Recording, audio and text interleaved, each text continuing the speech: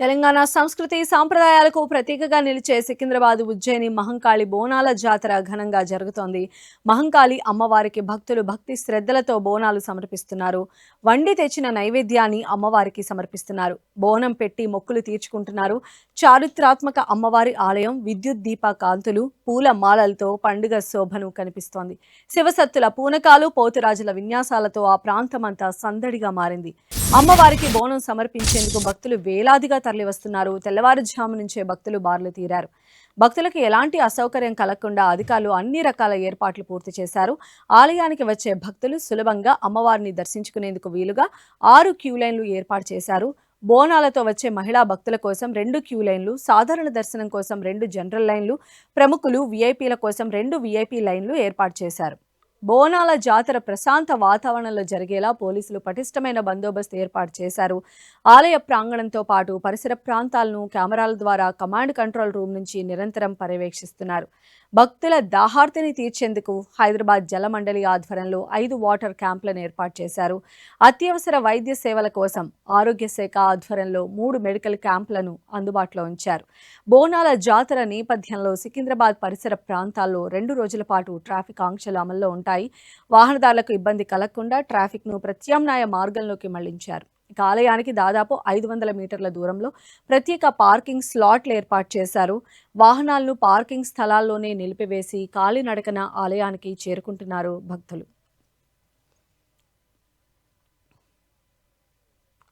ఇక ఉజ్జయిని మహంకాళి అమ్మవారి బోనాలకు సంబంధించిన లేటెస్ట్ అప్డేట్స్ అందించడానికి మా కొలీగ్ సుమిత్ర మనకు అందుబాటులో ఉన్నారు. సుమిత్ర, సంధ్య ఇప్పుడు కీలక ఎందుకంటే మహంకాళి అమ్మవారి బోనం చాలా భారీ సంఖ్యలో వస్తూ ఉంటారు. ఉదయం నుంచి కూడా సందడి ఉన్నాయి. ఇప్పుడు పీక్ లెవెల్లో ఉందని చెప్పుకోవచ్చు. అంటే చాలా పెద్ద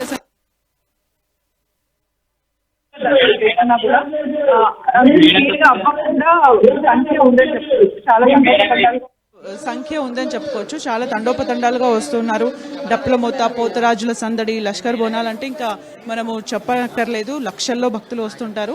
అయితే ఇప్పటికి మాత్రం పొలిటికల్గా వచ్చి వెళ్ళిందంటే బీఆర్ఎస్ వర్కింగ్ ప్రెసిడెంట్ కేటీఆర్ రావడం జరిగింది. అలాగే మాజీ మంత్రి మల్లారెడ్డి కుటుంబ సమేతంగా రావడం జరిగింది. అలాగే Talasani Srinivas Yadav, Danam Nagender, president TPCC chief Mahesh Kumar Goud లోపల ఉన్నారు. మరి కాసేపట్లో సీఎం రేవంత్ రెడ్డి రాబోతున్నారు. ఇక మొత్తం కూడా పోలీస్ హ్యాండ్ ఓవర్ లో ఉంది ఇక్కడ మొత్తం సిచ్యువేషన్ అని చెప్పుకోవచ్చు. మనం చూడొచ్చు విజువల్స్ లో కూడా మొత్తం ఎక్కడికక్కడ కూడా పగడబందిగా ఏర్పాట్లు చేయడం జరిగింది. అంటే పెద్ద సంఖ్యలో భక్తులు రావడం, బోనాలు కూడా తీసుకొని రావడం, ఒకవైపు భక్తుల సందడి, బోనాల సందడి, అట్ ద సేమ్ టైం వీఐపీల తాకిడి కూడా చాలా ఎక్కువగా ఉందని చెప్పుకోవచ్చు. అమ్మవారి ప్రతిరూపంగా భావించే ఘటం అనేది కూడా నెక్స్ట్ ఉంటుంది. రేపు ఉదయం అయితే రంగం ఉంటుంది. ఈరోజు యజ్ఞం చేయడం జరిగింది. అభిషేకాలు, అర్చనలు, పూజా కార్యక్రమాలు అన్ని నిర్వహించడం జరిగింది. అయితే బీఆర్ఎస్ వర్కింగ్ ప్రెసిడెంట్ కేటీఆర్కి పూర్ణకుంభంతో స్వాగతం పలికారు. మరి కాసేపట్లో సీఎం రేవంత్ రెడ్డి రాబోతున్నారు. దానికి తగ్గట్లు కూడా అన్ని ఇక్కడ ఏర్పాట్లు చేయడం జరిగింది. పెద్ద సంఖ్యలో భక్తులు ఇక్కడికి చేరుకుంటూ ఉన్నారు. శివసత్తుల సందడి మధ్య కూడా బోనాలు సమర్పిస్తూ ఉన్నారు. అయితే ఇక్కడ సెక్యూరిటీ పరంగా చూసుకున్న సమయంలో ఒక మహిళ తీసుకొస్తున్న బోనాన్ని సెక్యూరిటీ పరంగా చూస్తున్నప్పుడు పక్కకి జరిపిన సమయంలో పడిపోవడంతో వాళ్ళు చాలా ఎమోషనల్గా ఫీల్ అవ్వడం జరిగింది. ఎందుకంటే బోనం అనేది చాలా పవిత్రంగా ఒక ఇయర్ మొత్తం కూడా అంత మంచి జరగాలి, అమ్మ ఆశీస్సులు ఉండాలి, ఎంతో పవిత్రంగా, అంటే ఒక రోజుతో కాదు, అది ఒక 15 days నుంచి కూడా సందడి ఇక్కడ మనకు కనిపిస్తూ ఉంటుంది. అయితే అంత పవిత్రంగా తీసుకొచ్చిన బోనం పడిపోయిందని ఒక మహిళ కన్నీరు పర్యంతం అవ్వడం కూడా మనం చూసామంటే అంత క్రౌడ్ మేనేజ్మెంట్లో అంత ఒక్కసారిగా భక్తులు వచ్చారని మనం చెప్పుకోవచ్చు. ప్రజెంట్ అయితే ఇక్కడ అంగరంగ వైభవంగా బోనాల సందడి కొనసాగుతోంది. ప్రస్తుతం అయితే లైన్స్ని ఆపడం జరిగింది. ఎందుకంటే మరి కాసేపట్లో సీఎం రేవంత్ రెడ్డి రాబోతున్నారు.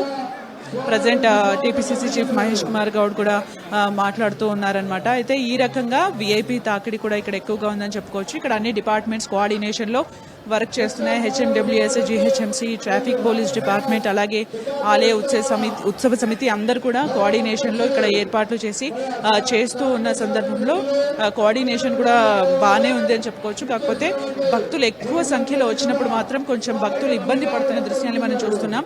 ఇంకా ఈరోజు వాతావరణ విషయానికి వచ్చేసరికి ఎండగానే ఉంది. సో వాటర్ ఫెసిలిటీ కూడా ఏర్పాటు చేయడం జరిగింది. ఒక 4 ఎక్కడెక్కడి నుంచి అయితే లైన్స్ ఏర్పాటు చేశారు. ప్రతి దగ్గర కూడా వాటర్ ఏర్పాట్లే చేస్తున్నారు భక్తులకు ఎలాంటి ఇబ్బంది కలగకుండా. అయితే ఈ రద్దీ అనేది ఇంకా పెరుగుతూనే ఉంటుంది. ఈవినింగ్ వరకు మనం చూసుకుంటే ఇంకా ఎక్కువ అవుతూనే ఉంటుంది. ఇక మరి అంటే అఫీషియల్ గా 1 నుంచి 3 వరకు శివసత్తులకు ఇవ్వడం వలన వాళ్ళు కూడా ఎక్కువ సంఖ్యలో రాబోతున్నారని చెప్పుకోవచ్చు. సంధ్య. రైట్ సుమిత్ర. పర్వదినాన అమ్మవారిని దర్శించుకొని యావత్ తెలంగాణ రాష్ట్రం దేశంలోని ఒక మేజర్ రాష్ట్రంగా ఎదగాలని రాష్ట్ర ముఖ్యమంత్రి రేవంత్ రెడ్డి గారి నేతృత్వంలో కాంగ్రెస్ పార్టీ ఇస్తున్నటువంటి సంక్షేమ అభివృద్ధి ఫలాలు ప్రజల వరకు చేరవాలని ఇలా వర్షాలు సమృద్ధిగా కురిసి ఈ సంవత్సరం అంతా కూడా పాడి పంటలతో సమృద్ధిగా రాష్ట్రం ముందుకు పోవాలని అమ్మవారిని కోరుకోవడం జరిగింది. రాజకీయాలకు అతీతంగా అమ్మవారు ఈ రాష్ట్రం మీద ఒక కన్ను పెట్టి అందరూ కూడా ఆరోగ్యంగా ఐక్యమత్యంగా ముందుకెళ్లే విధంగా వారి ఆశీర్వాదం ఉండాలని ఆ అమ్మవారిని కోరుకోవడం జరిగింది. మిత్రులు నాగేందర్ సీనియర్ మోస్ట్ ఎమ్మెల్యే గారు, శ్రీనివాస్ యాదవ్ గారు, మెట్టు సాయి గారు అందరం కూడా కలిసి అమ్మవారిని దర్శించుకోవడం జరిగింది.